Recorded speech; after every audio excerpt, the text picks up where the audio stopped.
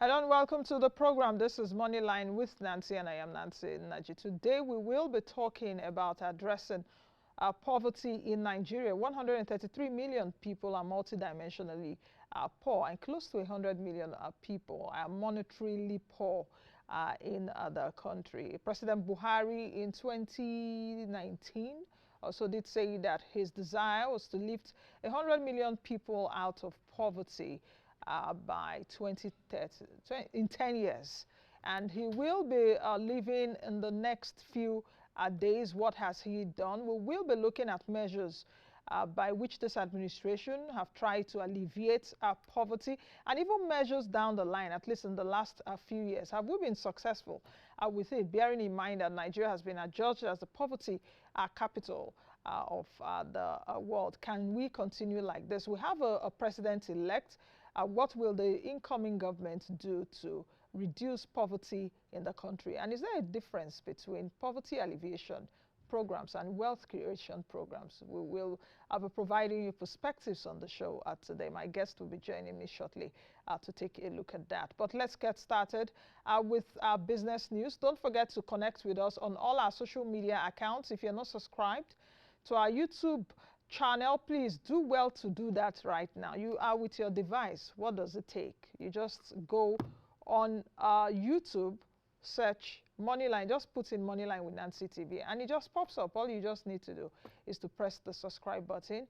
Additionally, you press the bell button. So in case you don't get to see it and watch this show, via your TV set, TV is already in your hands. Via your mobile devices, you will be getting notifications of the program. You can also join us on Facebook. You can join us on Instagram, LinkedIn, and which other one? On Twitter, Moneyline TV. Let's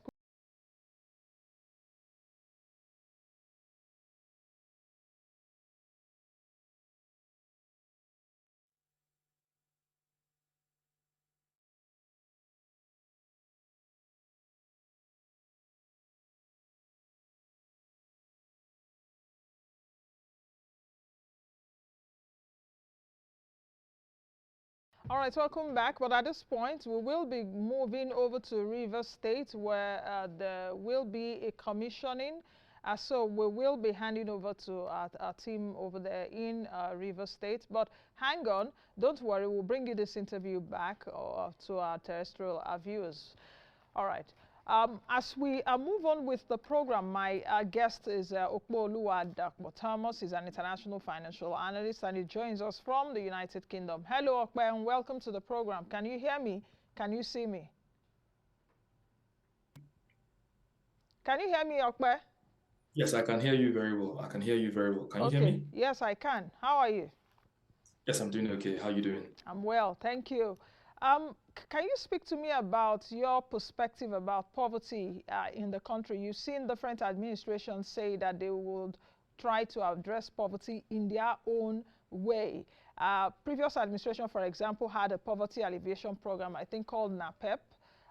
We also, we've seen different programs at alleviating poverty. This current administration came up with a, CCT for social investment programs and all of that to try to reduce poverty. Why do you think that even with all these efforts from different administrations, yet we've not seen poverty significantly reducing in Nigeria? All right. Thank you again for having me today. I think the first problem is the approach the government has been using to tackle poverty. So government always believes that social protection policies are the only way, or they invest so much in conditional cash transfers or in poverty alleviation schemes, but they don't understand that for you to address poverty, for you to bring people down, bring people or make people richer, you have to address unemployment. And because, for example, if people are employed, people will not be poor. So you can't keep on spoon feeding people. And how long do you want to do it? It's not sustainable. If you want to adopt, for example, let's look at China. China went on 4 decades in taking 800 million people out of poverty. They did that for 40 years. And what approach did they take? They used broad-based economic growth, which obviously was on the pillars of effective governance, industrialization, education, improved agricultural productivity, and so many other efforts, manage urbanization, rural-urban migration. Those are the things they have to look at. Like, how do we address poverty? We have to look at the data. For example, in Nigeria, how many people are poor? Who are the people most affected by poverty? In Nigeria, 60% of women are poor. 60% of women are poor. So how do you want to fix that gap? You have to ensure that you make a lot of women empowerment schemes. How do you ensure women are empowered? You have to educate them, because education does two things. It makes them employable, and two, it reduces low fertility rates. And what do I mean by low fertility rates? Now, in Nigeria, on average, we have each woman giving birth to about 5 point something kids. The fertility rate is about 5 point something kids. But look at developed countries. Developed countries, how many women give birth to more than 2 children? If you check the US, Canada, and United Kingdom, all of them are under 2%, and 2.0, 1.8, 1.9, thereabout. So when you educate a woman, they are more employable, they add more productivity.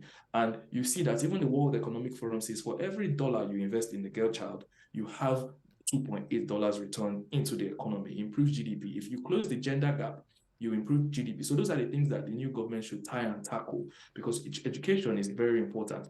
Also, the approach like I'm talking about is you now have to look at it from an industrialization perspective. What has the government, or what will the government do to make SMEs more viable? What would they do? You have to improve ease of doing business. You have to provide electricity. When you do that, you set yourself up for industrialization. That way, SMEs are more viable and people can get more employed. And then you tackle what are the reasons, or you tackle inflation by doing that as well. So poor people are you have a lot of poor people in different regions. But how do you take those people in the rural areas? How do you make them richer? You have to create public infrastructure that takes the rural area to the urban area. And that way you give them exposure to markets. And when you expose them to markets, more commerce, more commerciality, and that's how you take people out of poverty. So you can't do so much with CCT, conditional cash transfers, elevation program. You can't do so much with that, because those things are not sustainable. Those things are expensive. You borrow money to even do that. You spend a large part of your revenue doing that,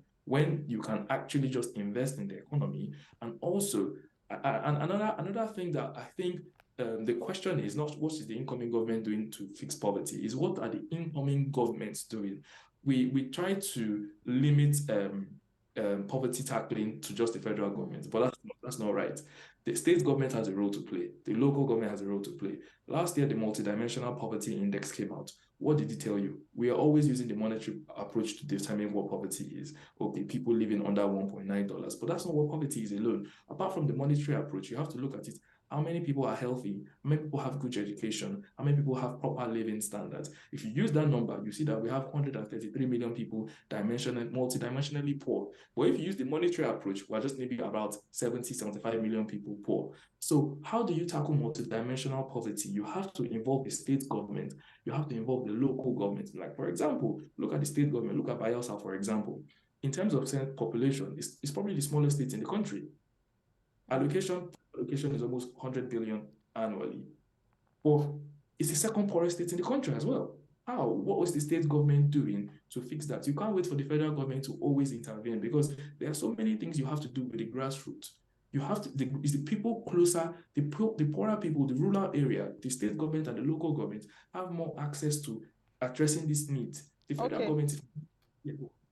Okay, Okpe, let me come in here and let's take a look at the different strata of this poverty. Because when I take a look at even poverty ratios around the world, or articles even on poverty, if we come to Nigeria, it's as if we have poor people, then we have extremely poor people, then now we're having multidimensionally poor people. How can we really deconstruct these categories of people, and do we address eradicating or reducing perhaps poverty along those three lines the same way? Because, for example, the World Bank monetarily says someone that earns less than $1.90 a day, multidimensionally poor, which you mentioned earlier, taking a look at health facilities, taking a look at education, access to health and education, human development indices. If you take a look at also even poverty, like what I mentioned earlier, monetary poverty.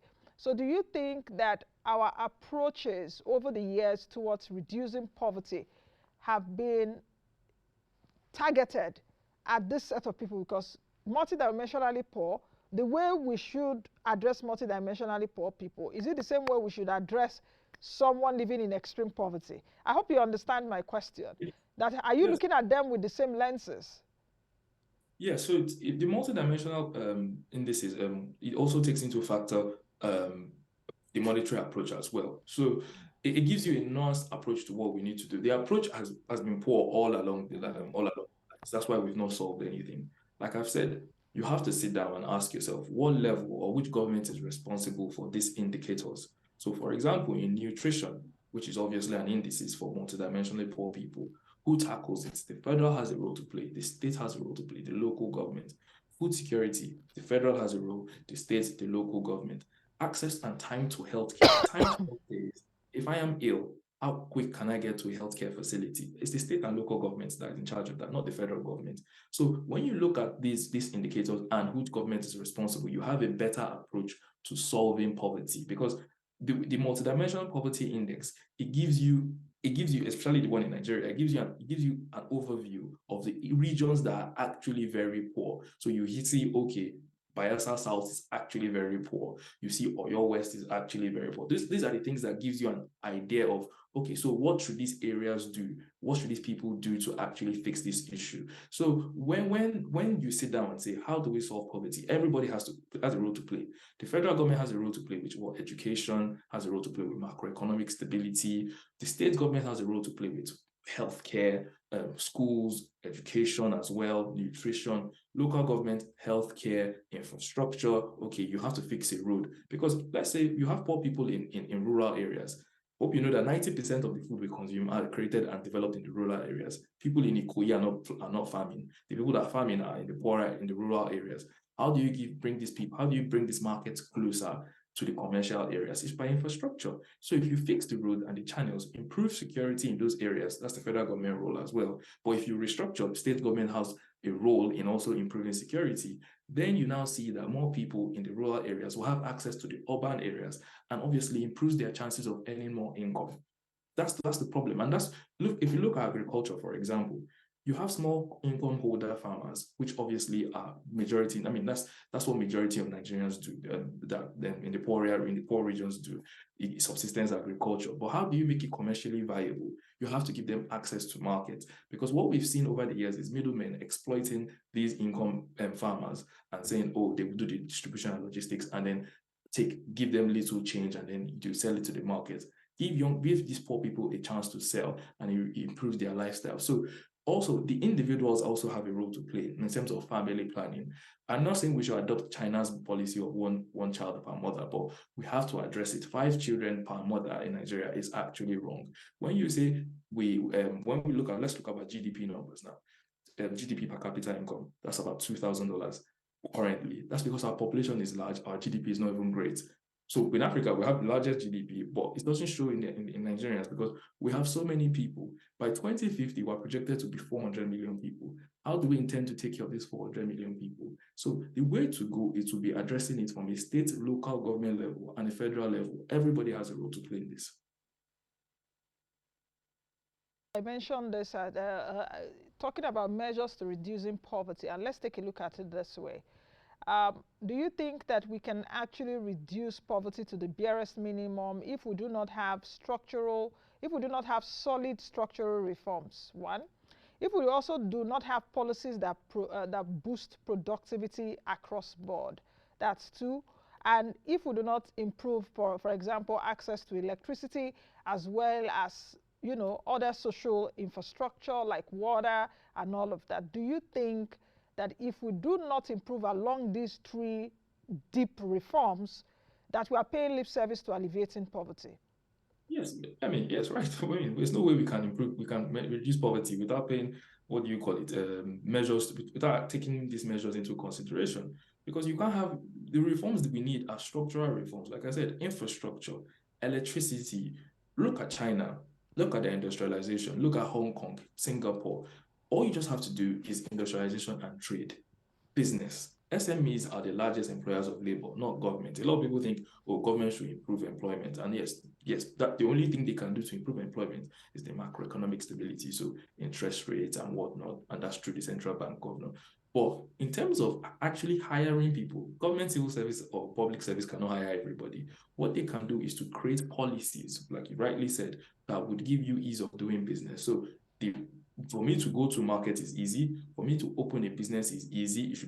I should be able to open a business from just the comfort of my phone. I wake up, I register my business, I start. Also, we have to remove cartels and associations from being exploitative. I want to be able to go to the market. I know that I would generate 5,000 naira today without anyone coming to come and ask for some sort of levy or tax and say, oh, it's just because you're in the market and whatnot. Those things are not good. We have to find a way to reduce that, because you are reducing income of this product of productivity. So those are the policies you have to look at. How do you make ease of doing business? Even in the trade area, how do you bring goods? It should not take you so much time for you to bring goods from other countries. That's how Hong Kong made prosperity, because of their entreport with trade with China. So if you give yourself access to markets, to the international market, more goods come into the country. When more goods come into the country, it reduces, it brings down inflation as well. So when you address these things, you have to make the structural reforms. Infrastructure is very important. You can't do anything without infrastructure. It's the bane of our existence. You can't do anything without solving energy poverty. You can't go anywhere without electricity. When you have those things, companies can thrive, businesses can thrive. And when businesses thrive, employment obviously would improve. But you also have to look at education. The most important thing is female education. With female education, you have less people coming into the world. When they say people are poor in Nigeria, or when we say 6 out of 10 Nigerians are poor, because people are born into poverty. It's not that people that are in the middle class are coming down to poor. No, people are born into poverty. You see poor people bringing more poor people into the world. But that can stop when you educate the poor people. When you educate them, they will understand the importance of family planning. And that obviously stems that number. It tackles unbridled population growth. When you do that, you can now plan, and say, okay, with what we have, with the population we have, what can we achieve? States should look at what they have comparative advantage in. If it's agriculture, our states can do better. Let's do that. If we're at the coastal line, let's improve our trade. Okay, our state is close to the coastal region. How can we improve trade? How can that improve my area? States should look at how they can efficiently allocate their federal allocation resources and see this, and let's say, okay, let me improve the lives of people here. So you need structural reforms, you need policies, but a lot of conditional cash transfers we do are inefficient if you have not solved. You can reduce tax, give tax holidays, you can make things easier, cheap education, affordable housing. Yeah, those are big other policies we should be looking at. But conditional cash transfers and saying you want to give 5,000 to people every month is inefficient and is ineffective. Mm. I'm taking a look at even the 3 dimensions which I asked you earlier, and let's take a bit with macroeconomic conditions. And what came to my mind is that I think from the year 2000 to 2008, we saw bold reforms in Nigeria. We encountered reforms that really told us then that it was possible. But we've also seen macroeconomic stability as well as policy predictability declining over the past few years. In fact, the World Bank did say that in Nigeria, for the fact that you have work does not mean that it will pull you out of poverty. Yeah, the World Bank said that some months ago. So how do you think that we can approach macroeconomic stability in a way that it would create prosperity for the larger percentage of the population? I need to put a caveat. Those years also, many years ago, I think even in 2011, 2012, 2010, we were growing at a GDP rate of about 7, 8%. And yet we couldn't pull a large percentage of people out of poverty. So how do we really solve this problem? Bearing in mind also that the new administration will take off in the next few days. I wonder how they will do that with not so much money in the kitty to address a whole lot of challenges. Yeah. So thank you for saying with not so much money in the kitty. So the first thing the government has to look at is how can we improve the money in the kitty? Because that's the first thing to stabilize the economy. We have fiscal pressure right now. Debt servicing is at a terrible level. But how do we improve that? We have to make tough decisions. And the tough decisions, we all know what it is to remove subsidies.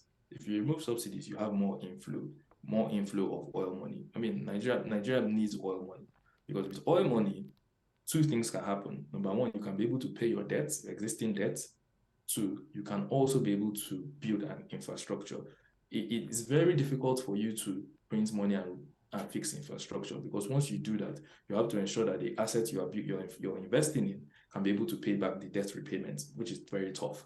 But with oil money, you have more access to money, and so subsidy is number one. That's how you can get your macroeconomic stability. Second thing is to fix the FX window.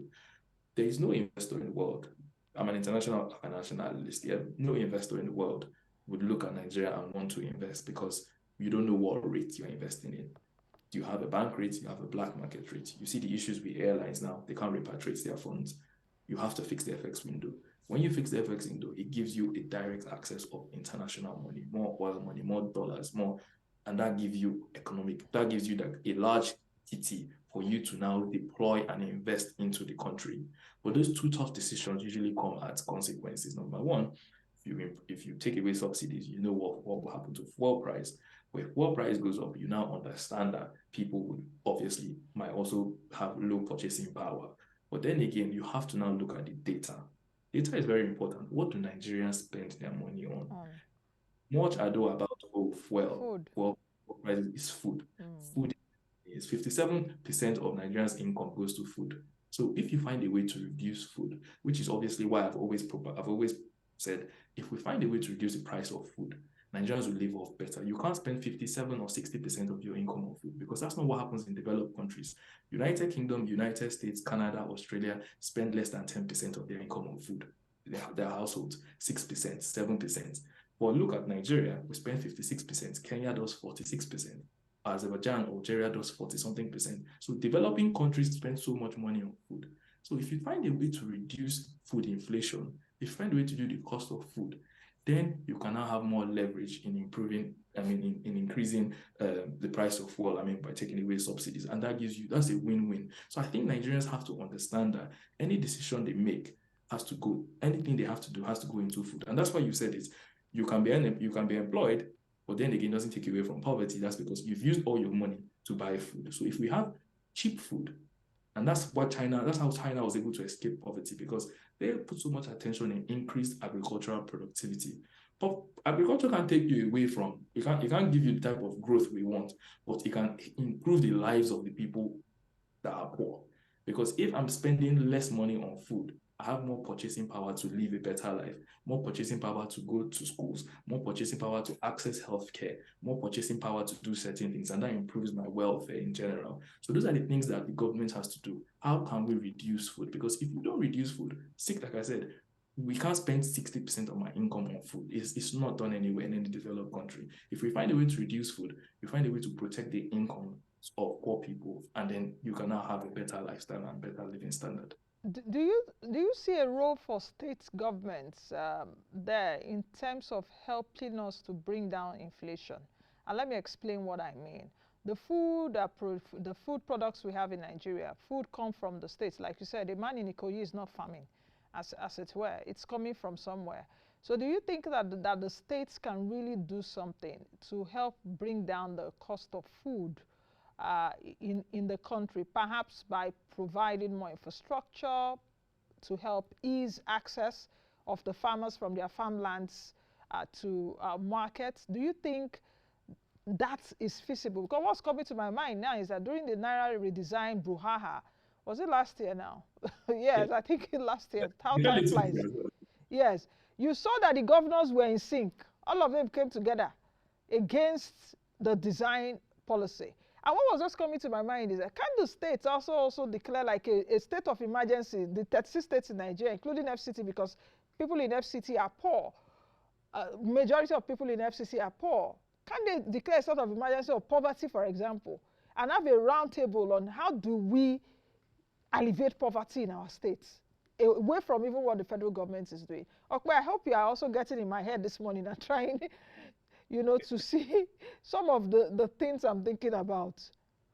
Oh, you've said it rightly, to be honest. And that's why I keep focusing on states. And that's why I was telling you the other time. I said, look at Bielsa, top 5 states in terms of federal allocations, smallest states in the country in terms of population, was the second poorest state. It makes no sense. Where is the money being deployed to? The money they make from oil, from the derivative of oil, where does it go to? It has to go into infrastructure, and it has to target the poor people, the grassroots people. And obviously, how do you reduce the food prices? Like I've said, is to improve infrastructure. The cost of taking goods from the rural areas to the urban areas should not be that expensive. The cost of goods or going to market shouldn't be that expensive, because for example, hypothetically speaking, if the cost of onion is what, let's say 20 naira, by the time it reaches the market, it's about 500, 400 naira. Where did this cost come from along the line to the selling price? Some is from middlemen, some is because of transportation, because some people don't want to ply those roads and it's extra money to ply those roads. I was looking at the documents presented by the Honorable Minister of Works last year, and he talked about how important some roads they were fixing helped in reducing cost push inflation. So I mean, if you fix this road, for the roads they fixed, they found out that transportation around those roads reduced. Those are the ways we should be thinking. And that's the beautiful thing from the Honorable Minister, that's Babatunde Fashola. You have to look at it. How much, if you fix this road, will it improve transportation in that area? Will it reduce the cost of truck? Will people say, okay, now I can ply this road, so I wouldn't charge you so much? If you do that, it reduces the road. Also, you have to tackle the associations. The government are closer to the people, so they can tackle the associations and the people that are inflating the price of food. So when you tackle those two elements, then you now have, that's what state government need to do. They need to be the ones to do it. The federal government is too high. I mean, let's talk about admin while looking at decentralization. Because when you want to, I mean, I've always said it, the best way Nigeria will develop, and you've corroborated it, is if our leaders tackle governance the way they tackle politicking. To tackle politicking, you look at wards, you look at constituencies. Oh, let me go and meet this ward. Let me go to this constituency. Let me go to this region, this senatorial districts. But when it comes to governance, you're only looking at it from a high level. Why are you not tackling it the same way you were tackling politics? Why were you not trying to look at the wards, the local government? So when you address those areas, you understand more that state governments can actually do a lot in improving and reducing poverty by the type of measures they take.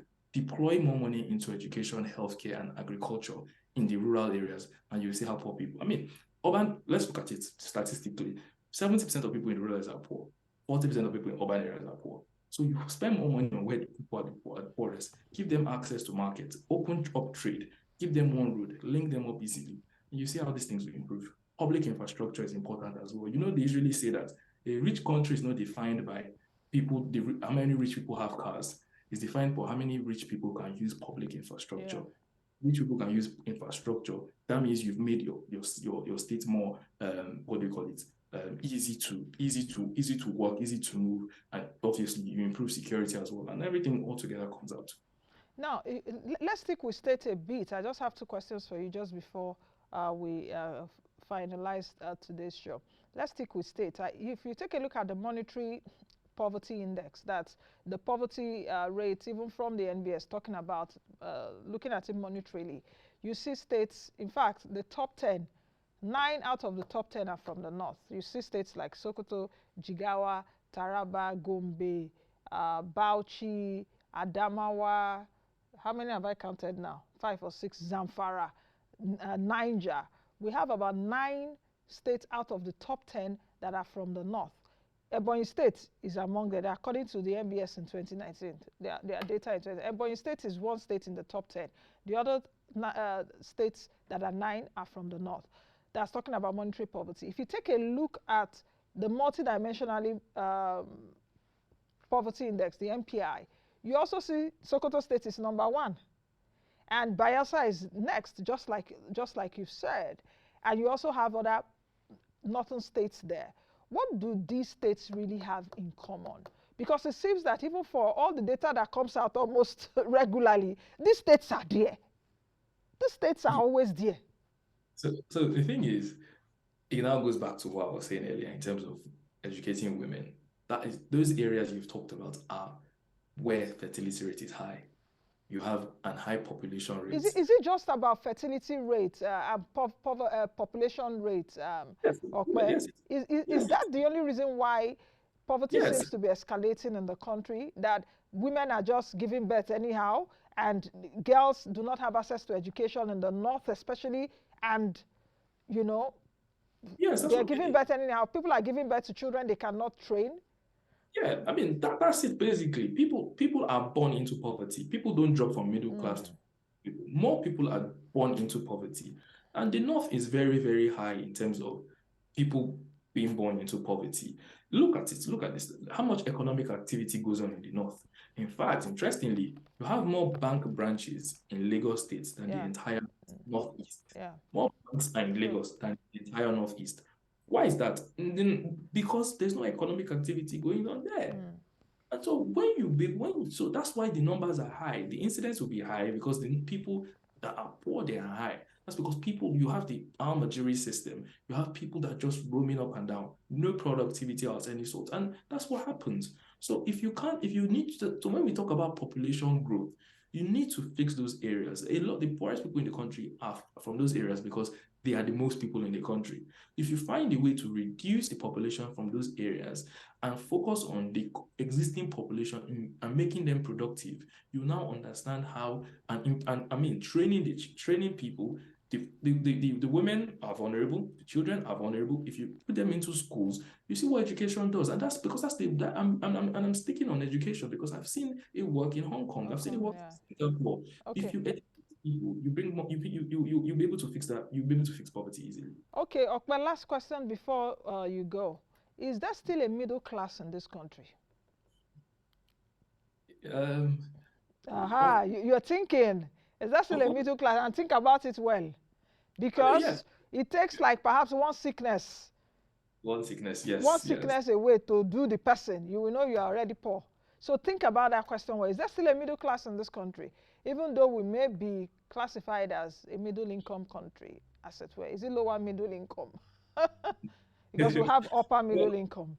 Well, I mean, we still have middle class in the country. However, the number is disappearing. You now have a gulf in class between the rich and the poor. There's a lot of income inequality as well, but there's still a middle class, but it's disappearing. And when you take factor of the Japa or the migration syndrome, those people, let me tell you, people that leave Nigeria and go abroad are not leaving to become rich. They're going there to maintain their middle class status. Because like you rightly said, you are one illness away from being poor, one terrible illness away. Well, and you're back and you're in the low income bracket. So people escape. And the reason why they escape is not because of the salaries they're going to earn there. No, it's because of the access to amenities, electricity, healthcare. So when you look at those type of things, they preserve their middle class status. So we have a disappearing middle class status. And if you don't fix two things, infrastructure and the macroeconomic stability, this middle class status will disappear because it's most people get pay rises. Let's say you get a pay rise 5% every year and whatnot. But because if the inflation is about 20%, your purchasing power is reducing. So at the end of you find yourself in the brackets where you are not meant to be, but that's not your fault, it's the macroeconomic stability. Okay. I think we'll leave it at that. Perhaps our next conversation will be on this middle class and what do we even term as middle class in Nigeria? Who can we say is a middle class Nigerian? What are the indicators to say you're a middle class person? Are they those in the Japa category, just like you said, or are they those that have work? Are they those that can buy I try pass my neighbor, for example, that if there's no light they can put I try pass my neighbor or generator? You understand what I'm saying, but that will be another conversation for another day. So thank you very much for joining us today. Thank you. All right, I've been speaking with Okpe Oluwadakpo Thomas, who is an international financial analyst. We've been talking about reducing poverty in the country. That's the much we can take on today's edition of the program. Be the best you can be the change that you want to see. I am Nancy Naji. Bye now.